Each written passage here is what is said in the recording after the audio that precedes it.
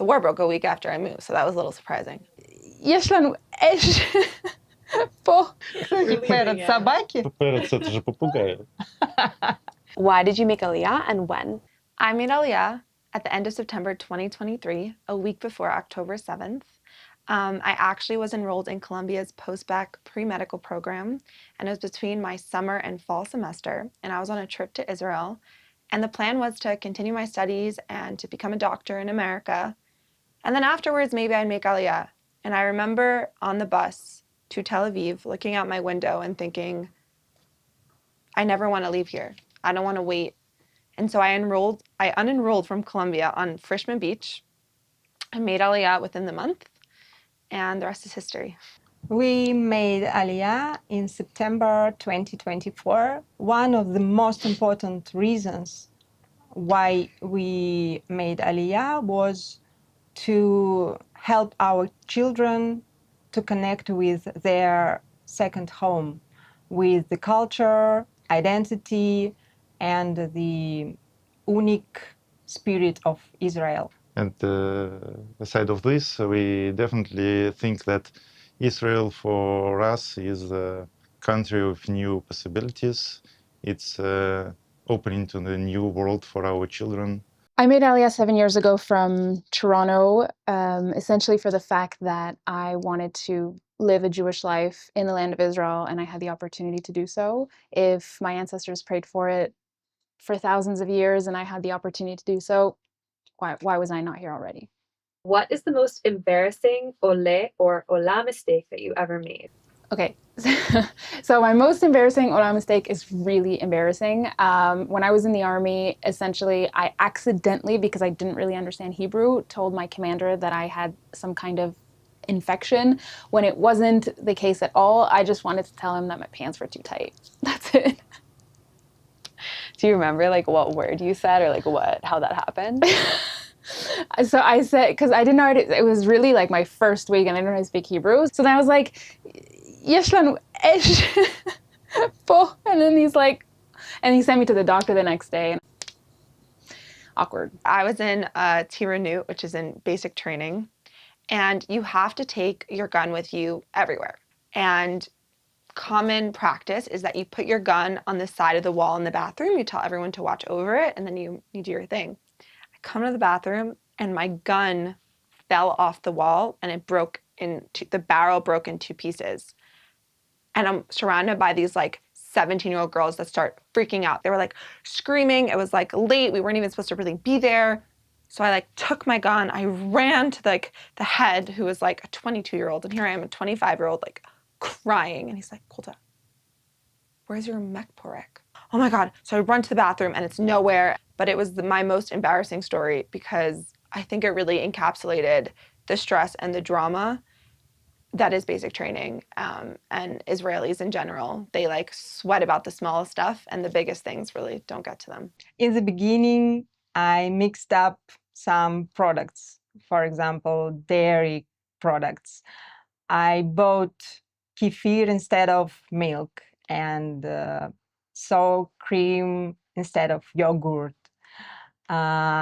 Once at the market, I mixed up the numbers in Hebrew. So I asked for 9 fish, yeah. 9 fish instead of 2 fish. But basically, we spent nearly a year reading about life in Israel and speaking with our friends, and well, more or less, we were ready. What caught you by surprise about life in Israel? The war broke a week after I moved, so that was a little surprising. But I think what caught me by surprise is a little bit what I elucidated before, which is that Israelis are possibly the most dramatic people about the smallest thing.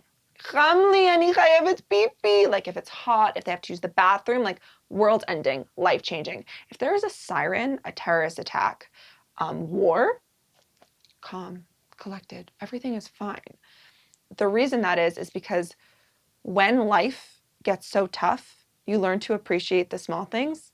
That also means that you dramatize them as well. The most surprising was sort of readiness of everybody around to help. And also, surprisingly easy was to start our own business here. We somehow decided to open a flower shop in Tel Aviv, in Jaffa, near the Gesher Theater. And we opened it like after 5 years, or 5 years, 5 months after Aliyah. And it's working now. It's called Cleo Botanica. Please find us. We can deliver. Opening business for new citizens, it turned out to be quite an understandable process. We do it. I think I was surprised by how really green Israel is. So many beautiful, blooming trees, especially in the spring, and birds singing around us. That's perfect. Parrots. I said parrots. I said parrots. Parrot собаки? Parrots — это же попугаи. Sometimes we're not sure in our English, because it's mixing with Hebrew. It's a total mess. So what caught me by surprise in Israel is the never-ending roller coaster that feels like you're literally never getting off. It's like this, and you're just like, woo, let's keep going, and extreme highs, extreme lows. What stereotypes do Israelis have about you as an Oleh and as an Olah from your country? So Israelis, when I tell them I'm from Canada, they say, oh, what were you doing there? It's so cold. Or oh, people there are very nice. That's kind of like the stereotype that they have. Or they think that like Toronto is like 5 minutes away from Edmonton, which is actually like 5 hours by plane. I think everyone who's made Aliyah is always asked, why are you here? Like, why would you do that? And I think that is something that Israelis really don't understand. Why would someone move here? Why would someone enlist? Why would someone come to Israel? And that, I think, is why Olim are so amazing, because we understand anti-Semitism. We understand why we need to be here. And so we're able to influence the Israelis around us to really understand how important this homeland is. We were aware about expectations from previous Aliyah from Russia about the new Aliyah. Well, they think that it was hard for them, and it should be hard for us, for newcomers. But we expect that it shouldn't be so hard, and it isn't so hard that it used to be, because we have translator in our phones, we have Google Maps in our phones. It's very convenient to make Aliyah now. Another point is we actually doesn't bother what people think about us. We want to act like we act. We want to be positive. We want to interact with everybody. We want to, Live our life. here. Yes. Yes. Yes. How have your views on Israel changed since you made Aliyah?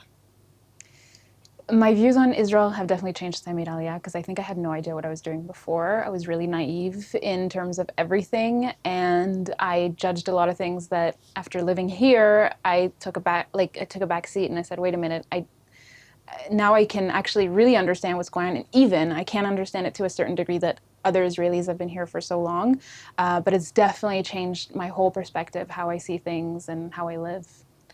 Can you give me like an example of that first thing, of things where you judged from afar, but when you're here, it's different? Yeah. So for example, I used to be really critical of Israelis that would leave Israel whenever things would get really tough. And I was like, well, what's going on? Like, we're better than this, we're stronger than this. And then having really lived tough moments and tough situations, you put yourself in a situation where you can't judge them anymore. And you say, oh, I get it now. And they just did what was best for them. And there's really nothing that I can say.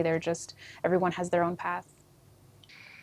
We made Aliyah 9 months ago. Basically, we didn't have some particular views on Israel, because we understood that whatever picture we have in our heads before Aliyah is wrong. It is something else, like in any journey. which you take.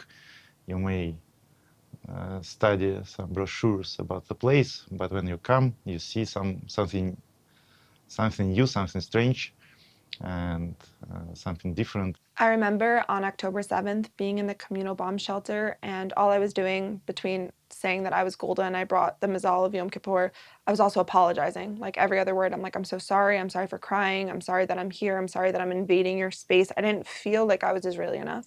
And now, after almost 2 years, I realize that that in itself is a power. The fact that we always feel like we're not enough actually makes us recognize that we're all family. This like pull and desire to feel more Israeli, in the end, draws us closer to each other and to Israel itself. It's the only country in the world where you could go to Mekolet and you become best friends with the person working behind the counter, become best friends with the person on the bus. And that knowledge that we're all just trying to fit into our family made me feel more like I'm home here. Perfect. Thank you. That's all the questions. That's it. That's it. That was really quick. Thank you. Can we make the TikTok now?